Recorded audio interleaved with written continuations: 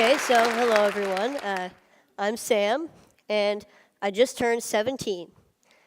A few years ago, before my freshman year in high school, I wanted to play snare drum in the Foxborough High School marching band. However, and it was a dream that I just had to accomplish, but each snare drum and harness weighed about 40 pounds each. And I have a disease called progeria, so just to give you an idea, I weigh about only 50 pounds. So logistically, I really couldn't carry a regular sized snare drum. And because of this, the band director assigned me to play pit percussion during the halftime show. Now, pit percussion was fun. It involved some really cool auxiliary percussion instruments like the bongos, timpani, and timbales and cowbell. So it was fun. But it involved no marching, and I was just so devastated. However, nothing was going to stop me from playing snare drum with the marching band in the halftime show. So my family and I worked with an engineer to design a snare drum harness that would be lighter and easier for me to carry. And so after continuous work, we made a snare drum apparatus that weighs only about 6 pounds.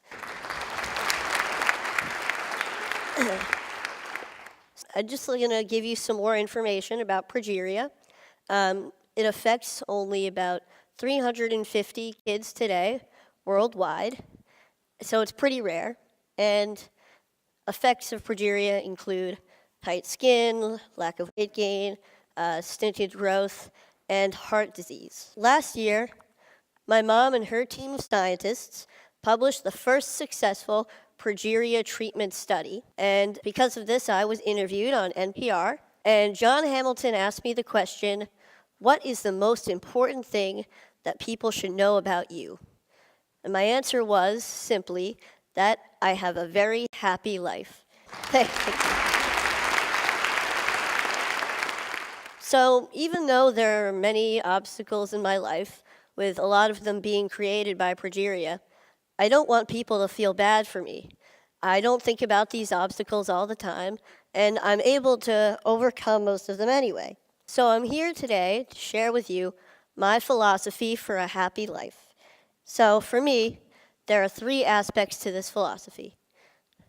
So this is a quote from the famous Ferris Bueller.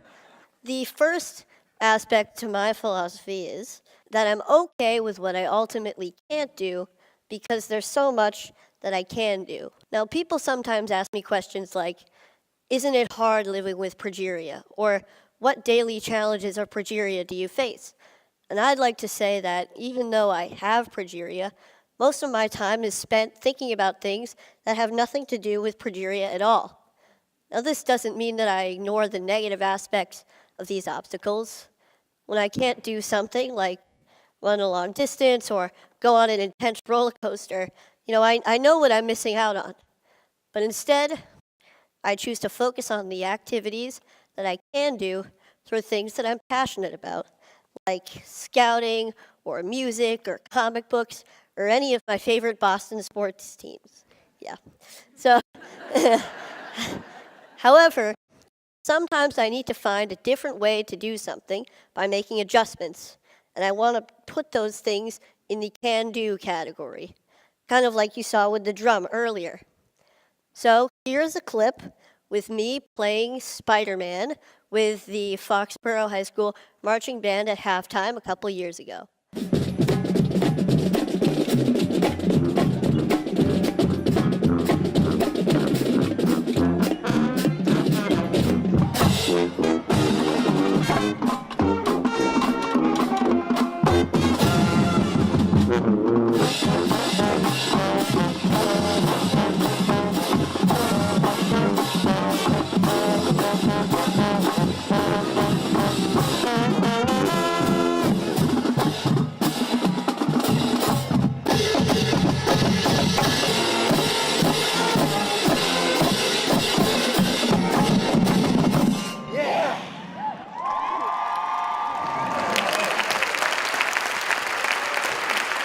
Thank you.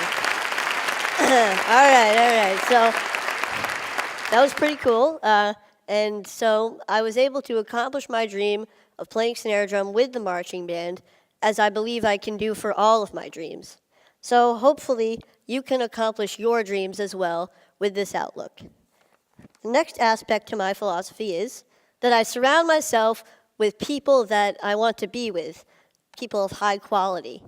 I'm extremely lucky to have an amazing family who have always supported me throughout my entire life. And I'm also really fortunate to have a really close group of friends at school. Now, we're kind of goofy. A lot of us are band geeks, but we really enjoy each other's company, and we help each other out when we need to. We see each other for who we are on the inside. So this is us goofing off a little bit. And so we're juniors in high school now, and we can now mentor younger band members as a single collective unit. What I love about being in a group like the band is that the music that we make together is true, it's genuine, and it supersedes progeria. So I don't have to worry about that when I'm feeling so good about making music. But even having made a documentary and going on TV a couple times, I feel like I'm at my highest point when I'm with the people that surround me every day. They provide the real positive influences in my life, as I hope that I can provide a positive influence in theirs as well.